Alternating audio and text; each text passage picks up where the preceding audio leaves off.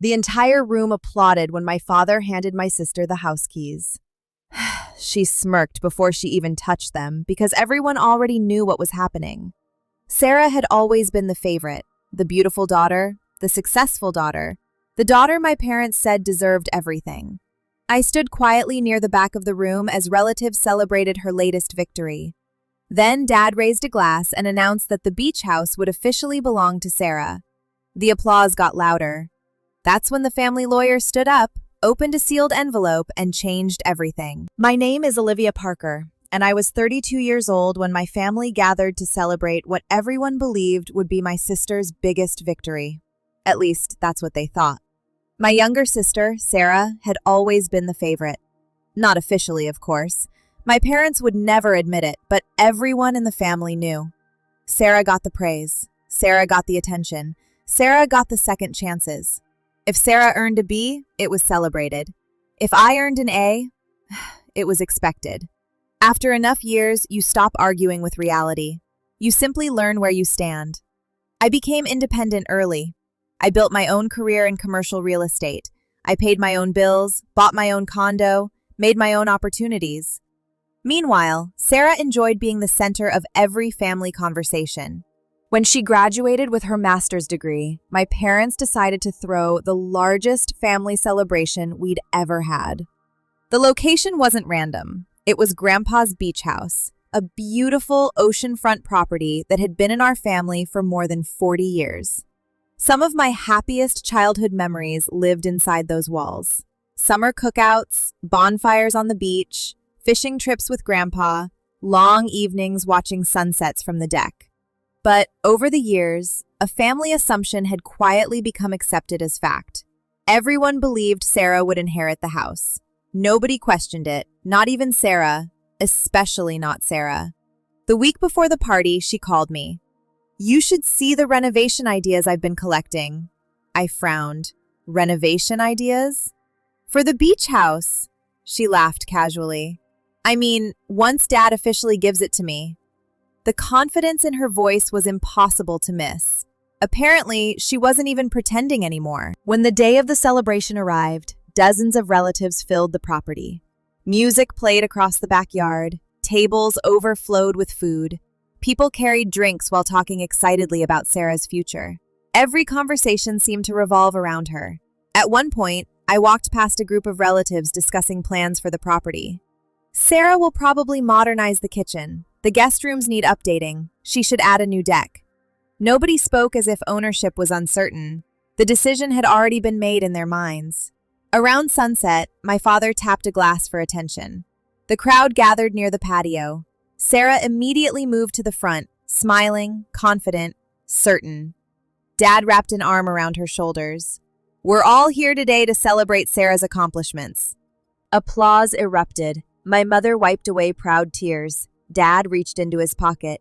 Then he pulled out a set of keys, the beach house keys. The crowd immediately understood. Cheers broke out. Sarah's smile widened. "Your mother and I couldn't be prouder," Dad said. "You've worked hard, and it's time for the next chapter of your life." He placed the keys into Sarah's hand. The applause became even louder.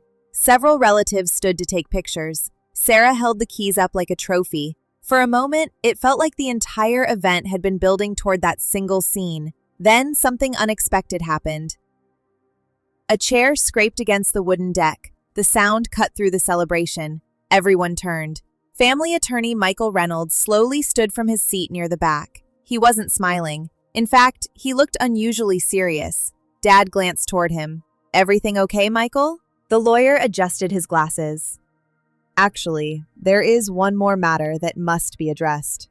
The crowd grew quiet. Michael reached into his briefcase, then removed a sealed envelope. An old envelope, yellowed slightly with age. Across the front, written in my grandfather's unmistakable handwriting, were 6 words. "To be opened after Sarah's graduation celebration." Suddenly, nobody was applauding anymore.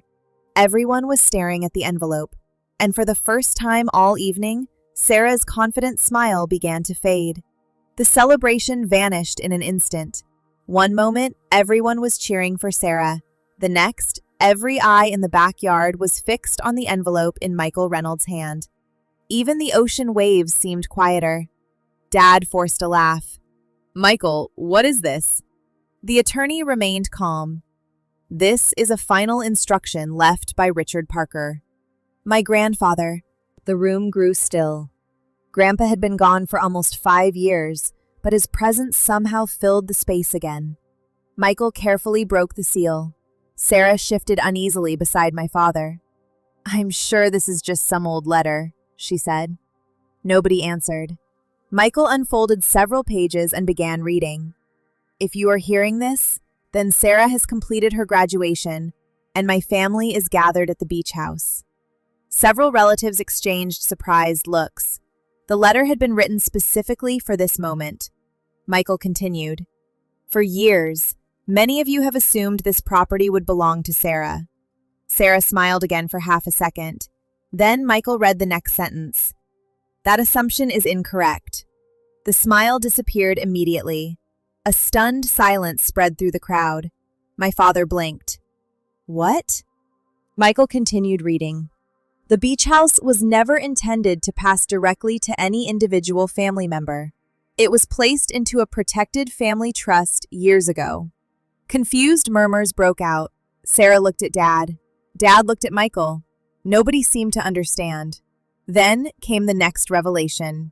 "The trust shall activate fully upon Sarah's graduation. At that time, management authority, ownership control, and all decision-making responsibility shall transfer to the trustee I personally selected." Sarah folded her arms. "Fine. So, who's the trustee?" Michael lowered the papers, then looked directly at me. "Olivia Parker." For a moment, nobody moved. Nobody breathed. Sarah stared at me. Dad stared at me. Even my mother looked completely shocked. Finally, Sarah laughed, a short, nervous laugh. "Very funny." Michael didn't smile. "I'm afraid this is entirely serious." The color drained from Sarah's face. Michael opened another folder.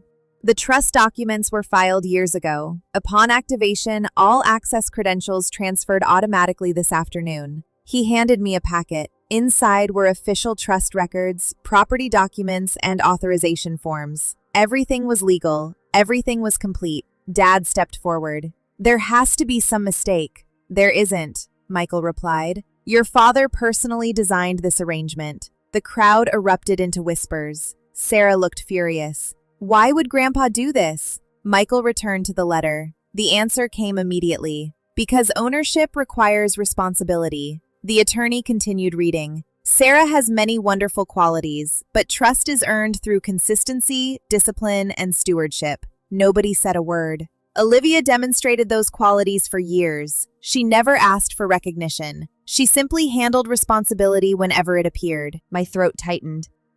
I remembered long conversations with Grandpa during those summer evenings on the deck. Back then, I thought he was simply sharing stories. Now I realized he had been teaching, preparing, watching. Sarah shook her head. "This isn't fair." For the first time all day, I spoke. "It was never about being fair." Everyone looked at me. "It was about protecting what Grandpa built." The anger slowly left Sarah's face. Not completely, but enough for reality to settle in. I turned toward my family. "Nobody is being banned from the house." Their expressions softened. "The beach house stays in the family, just like Grandpa wanted." My mother began crying quietly. Dad lowered his eyes.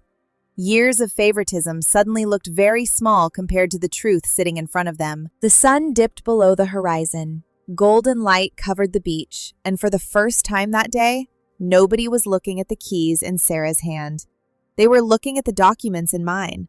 Because for years, everyone believed Grandpa would leave the beach house to the daughter they loved most. In the end, he left it to the person he trusted most.